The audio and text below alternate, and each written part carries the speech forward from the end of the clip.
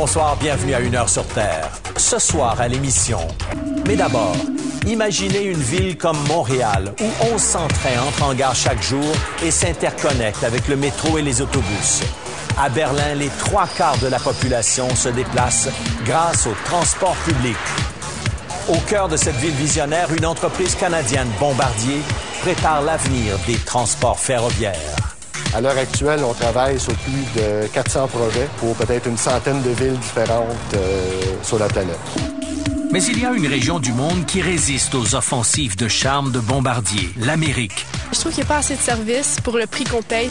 L'exemple de Berlin peut-il nous aider à améliorer nos systèmes de transport déficients?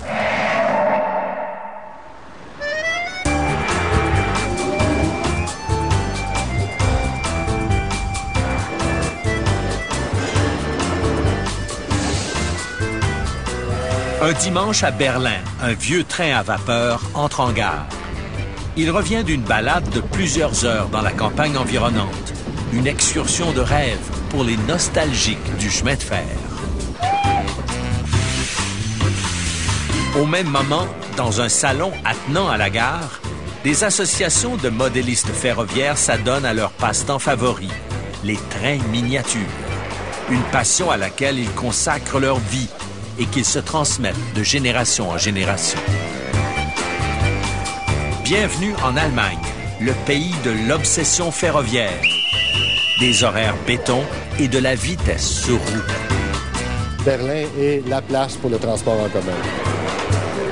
Ici, moi, je trouve ça extraordinaire. Je peux rentrer à l'heure que je veux, quand je veux. On peut aller partout, en autobus, en train, en métro, en trains régionaux. Ça, c'est typiquement allemand.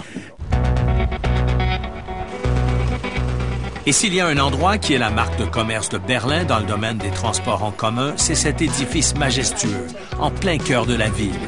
La gare centrale, ouverte en 2006.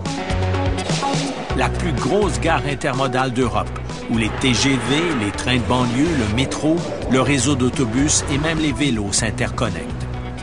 Ici, 12 TGV entrent en gare en moyenne toutes les heures et 36 trains de banlieue. Ils déversent leur flot de passagers qui, dans le même édifice, peuvent se connecter au réseau de transport urbain. La plupart des grandes villes comme Londres, Paris ou en Allemagne, Munich et Hambourg n'ont pas ce genre d'interconnexion. Une gare ultramoderne que les trains traversent du nord au sud et d'est en ouest, sans avoir à repartir en marche arrière comme dans la plupart des gares du monde.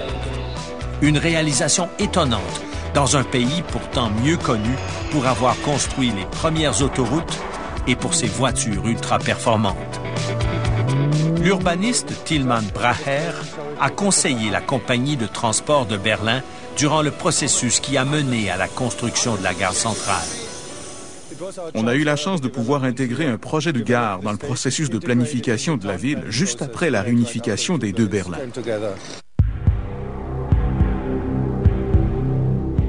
Pendant des décennies, le mur avait créé une immense cicatrice au cœur de Berlin. Des centaines de mètres carrés de terrain vague restés inexploités à cause des tensions entre les deux parties de la ville qui ne communiquaient pas entre elles. Une fois le mur détruit, tout redevenait possible. Les autorités ont profité de la chute du mur pour repenser complètement le transport collectif. C'est ainsi qu'on a pu faire ce que peu de grandes villes peuvent se permettre, construire une nouvelle gare en plein centre-ville et amener les voies ferrées jusqu'à 2 pas du Reichstag, le Parlement de l'Allemagne réunifiée. Ici, on est à l'étage supérieur de la gare. En repensant complètement le réseau de transport en commun, on a pu tout centraliser ici. Sur une voie comme celle-ci, il passe maintenant un train de banlieue toutes les 3 minutes. On a aussi intégré le mode de paiement.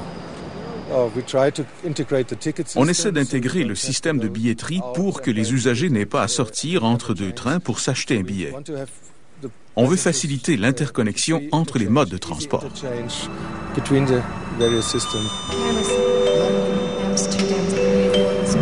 Avec les années, Le développement de l'intermodalité a tranquillement convaincu les habitants de Berlin d'abandonner leur voiture. L'intermodalité, c'est devenu un mode de vie pour beaucoup de Berlinois.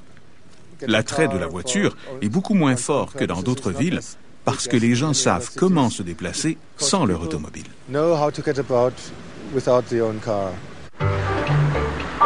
Résultat, on compte aujourd'hui à peine 300 automobiles par 1000 habitants à Berlin.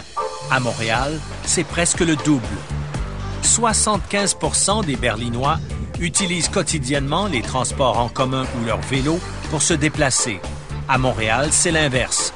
À peine 25% des Montréalais utilisent le réseau de transport public.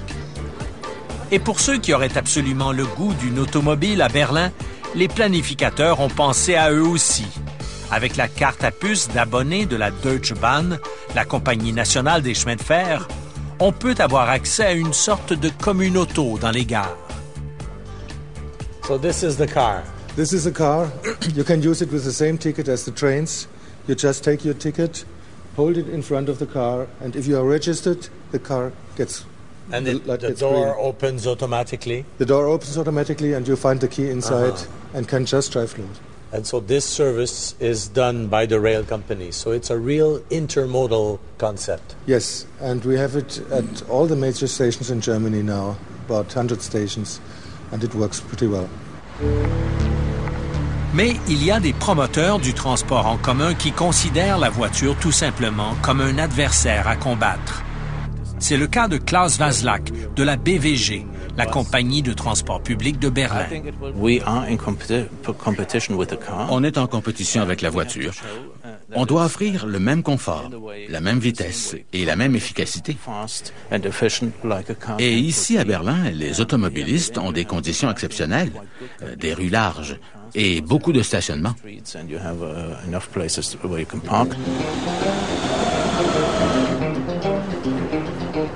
Et pour convaincre les Allemands, rien de tel que des horaires stricts, contrôlés à la seconde près, comme dans cette centrale du métro de Berlin. Ici, on contrôle les horaires des trains, des autobus et du métro, qui a une fréquence de 3 à 4 minutes. Et il y a des gens qui surveillent ces horaires et qui nous appellent pour nous dire « Ce train-là a 1 minute de retard ». C'est typiquement allemand. This, I think, typical German. Même chose pour le système de transport par autobus. Les lignes achalandées sont équipées de senseurs électroniques qui changent les feux au vert aux intersections pour permettre d'économiser temps et argent. This one goes away and the light changes instantly. That's a good example. Yeah. Depuis son application, le système a permis d'accroître de 6 % la vitesse des bus et donc de réduire le temps d'attente des usagers. We try to get faster, make our buses faster, and that is for 2 reasons. It's A, for the passenger, to have a faster transit, to have faster communication, but it's also an economic reason for us to transport passengers faster, so we have less buses for the same transportation.